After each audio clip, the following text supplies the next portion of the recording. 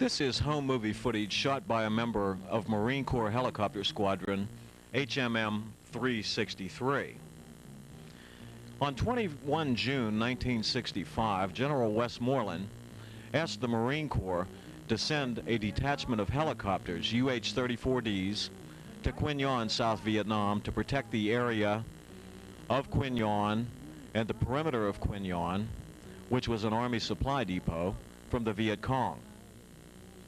The Marine Corps sent helicopter squadron HMM 161 down here. This was a 34 squadron, and they were flying off the USS Iwo Jima at the time. Later, in September of '65, HMM 363 relieved Squadron 161 down here at Qui Nhon. HMM 363 was part of MAG 36, or Marine Air Group 36, and they were stationed at Qui Nhon, up in the Chu Lai area. Qui Nhon was the big helipad up there that they built in 1965 for MAG 36. These are some of the pilots and some of the crews down here at Qui Nhon. These people flew all kind of missions around the Qui Nhon area. There you see a classic shot of a 34. Several other types of aircraft were down here, mostly Army aircraft.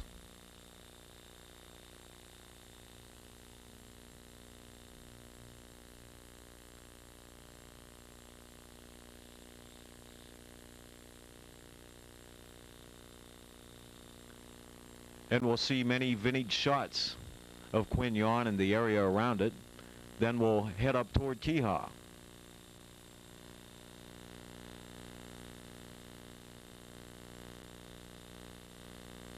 At this time, MAG 36 up at Chu Lai, or Qui Nhon as we called it, was building a huge base up there for all the helicopters in the I Corps area. This detachment was down here for quite a while.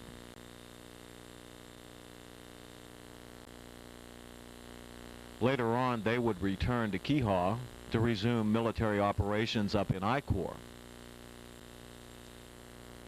Once again, we see some of the pilots and some of the Vietnamese down here.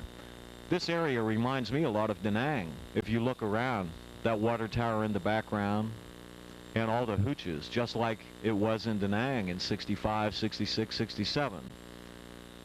Of course, in later 67, or mid or later 67, Danang became a great big sprawling complex.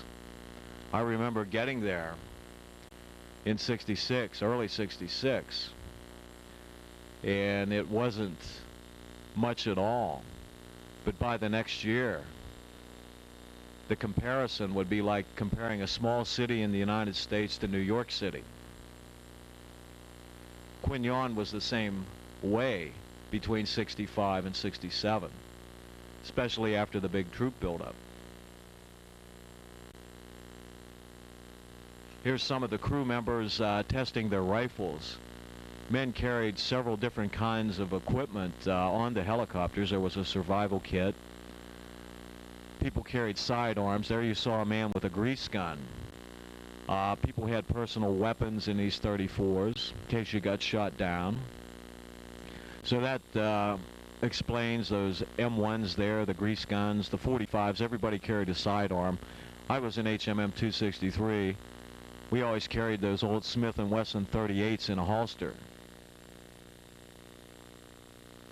They flew basically the main type of missions that we flew up in I Corps down here: resupply, security, medevac. The old 34 was a good medevac ship. We flew many medevacs in those. We were always accompanied by chase birds, which were Hueys, from VMO2 and VMO6. These are more scenes around Qui Nhon and out in the Ville.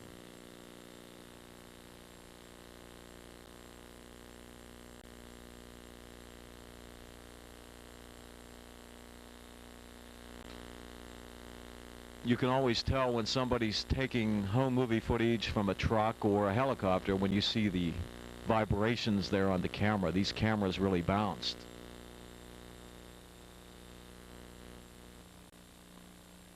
There's a sky crane. Looks like he's carrying an Army 47. I can't tell from here. I don't think there were any Marine Corps 46s down here at this time. There you see another 47 in the background.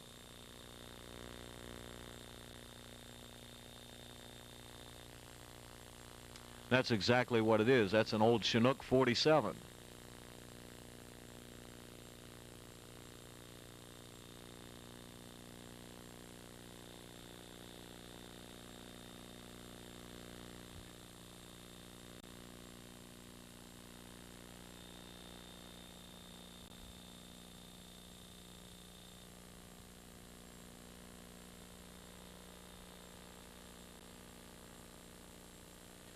There you see some of the airfield here at Qui Nhon.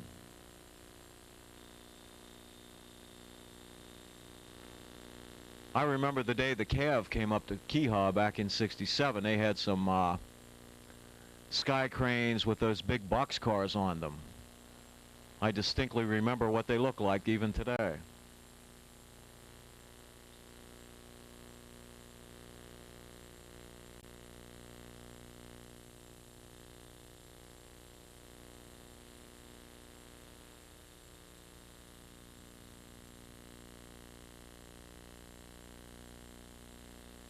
You can see the old Connex boxes there in the background and the portable hangars here. This helicopter took a hit right in the cockpit area there. That used to happen quite a bit flying these missions around here. There's a Huey.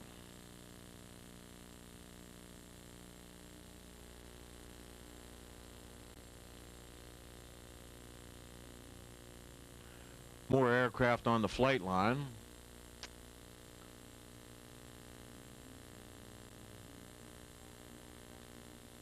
Look at the tower and the different rooftops of the buildings there.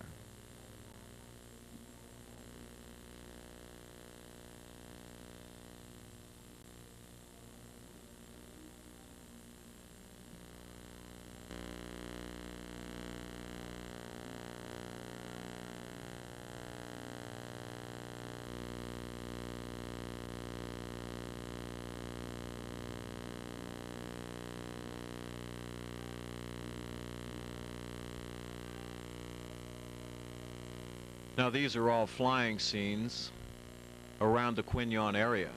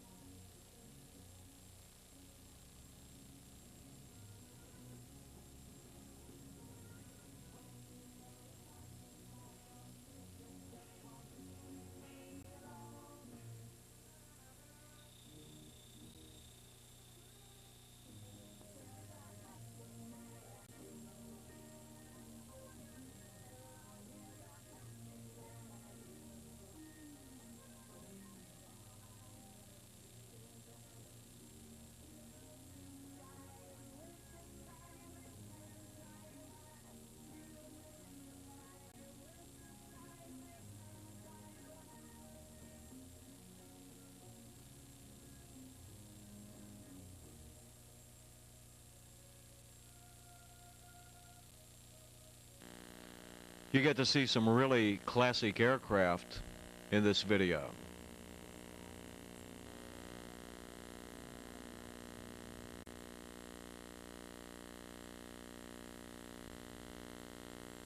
Now this is one of the unit mascots that these Marines had down here. Just about every outfit had a mascot. And that's a nice thing to remember.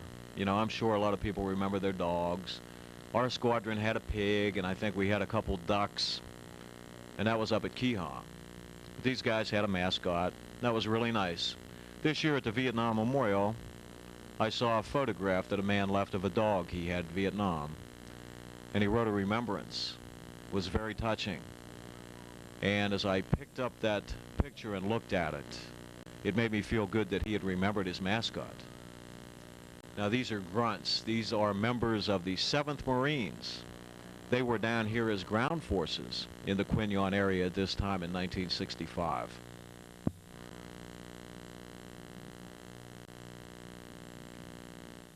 That was the 3rd Battalion, 7th Marines, working out of Qui Nhon. More flying scenes around the Qui Nhon area.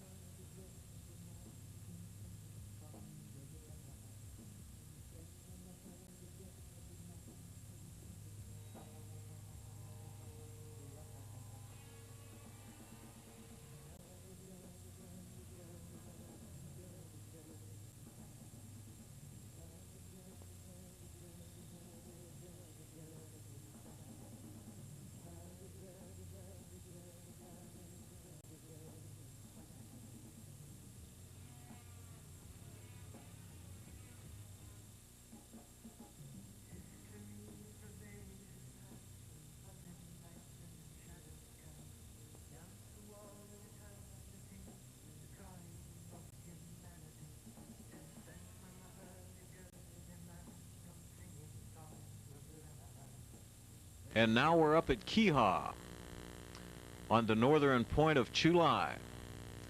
This is the big helicopter base up here. This is late '66. You can see the hooches up on the hill, and everybody that was there will remember that big ball up on the hill.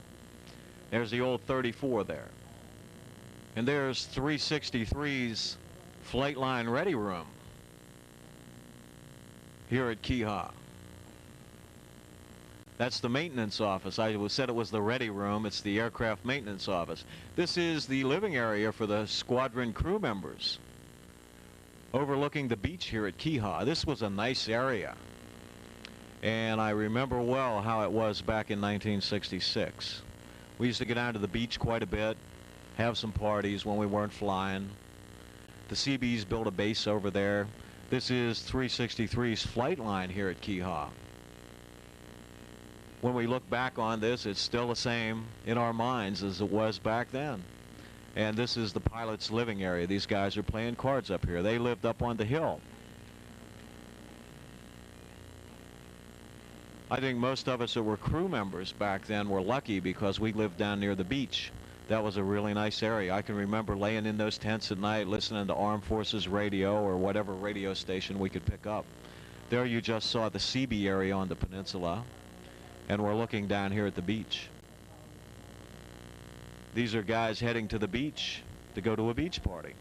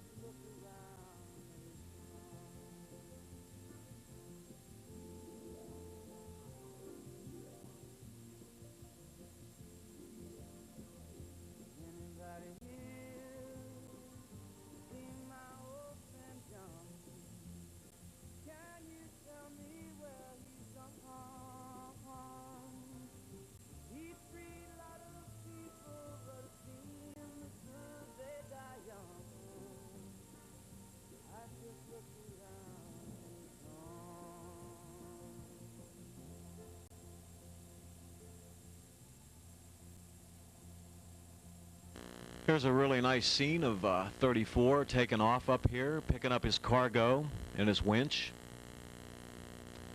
And this is at Qui Nhon, back in the early days. This film is very historical, especially if you're someone from a 34 squadron back then. I could watch 34 footage all day. Just nothing like it. And if anybody gets to Washington, D.C. that watches this, if you go to the Air and Space Museum, they have a 34, a Marine Corps 34 helicopter on display there.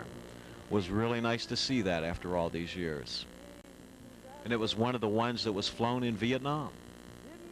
And if my memory serves me right, it was a bird from 161 or possibly 361. I forget exactly. I've got a lot of pictures of it at home. And this is on the Iwo Jima.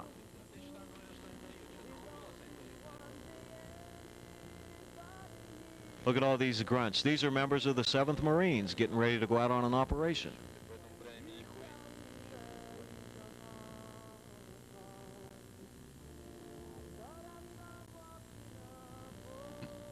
This is right off the coast of Danang.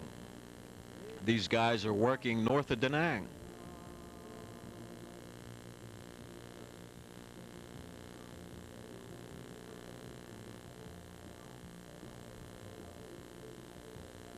Really nice scenes of them coming in here.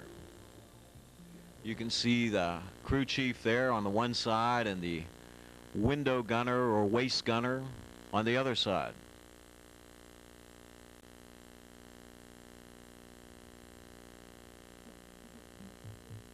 I forget what my service record says. I used to know. Was it waist gunner or window gunner? But at least that's what we did. So I'll never forget flying in those old 34s. It was great.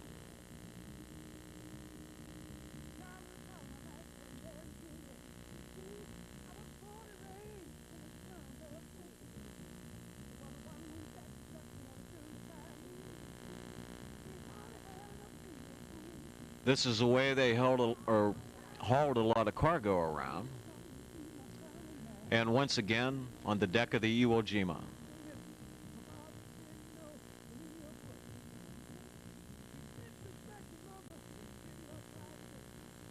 More grunts from the 7th Marines getting ready to go on an operation north of Danang.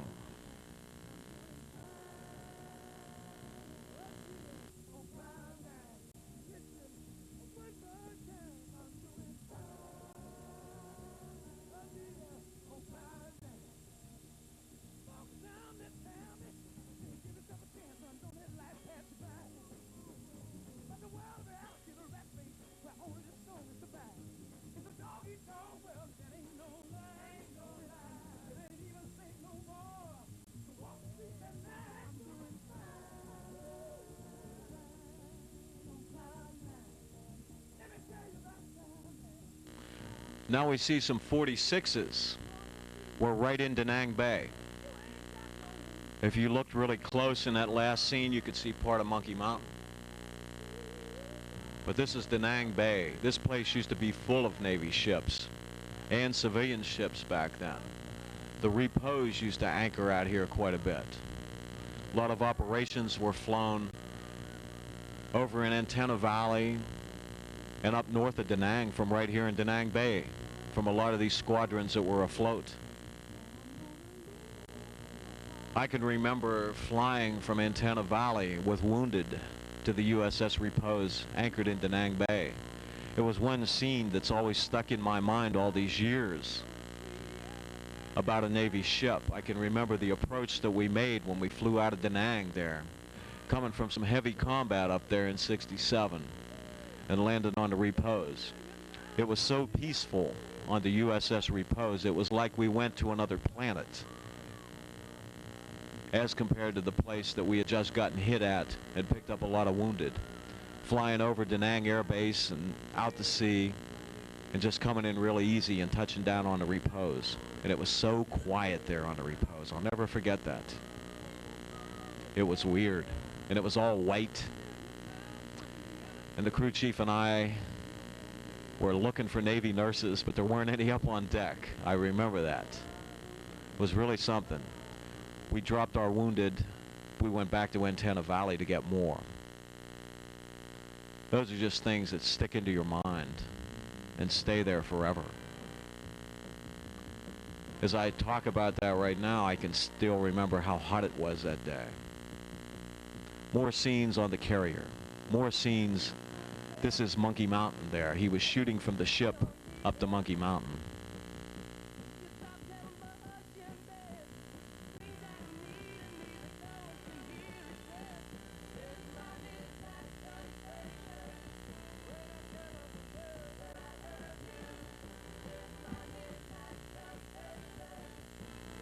Also, as I look at this footage, I have to make one comment. I think all of us that flew in those helicopters back then were real aviation pioneers.